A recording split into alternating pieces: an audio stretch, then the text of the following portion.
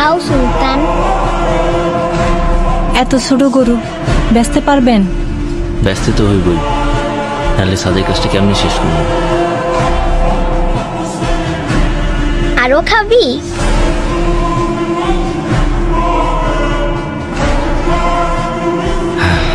বাজান, তুমি সুলতানরে নিয়ে কই যাও?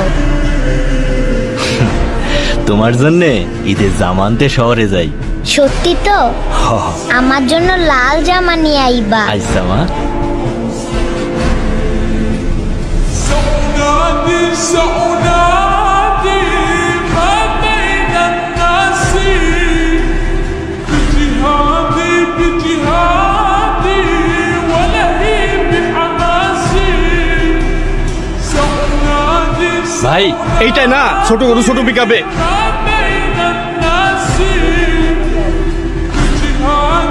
بجهادي ولهيب জি না গরু নাম রাখছে সুলতান। وحكيد الماشي وأجاهد مثل القاسم والخط أسيري والخط أسيري والخط أسيري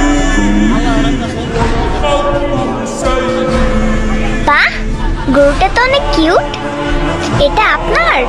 হ মা, ওর নাম সুলতান। ওই হাসান সাহেব আসছে।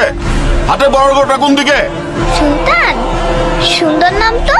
হাটের সবচেয়ে বড় গরুটা হাসান সাহেবের হওয়া চাই। ভাই ওইটাই বড় গরু। ও এটাই, তাহলে এটাই নেব। হ্যাঁ দেখো। কিচ্ছু করবো না ধরো। হাই সুলতান। সাবধানে দেখো। বাবা, হ্যাঁ? এবার আমরা সুলতানকেই নিব।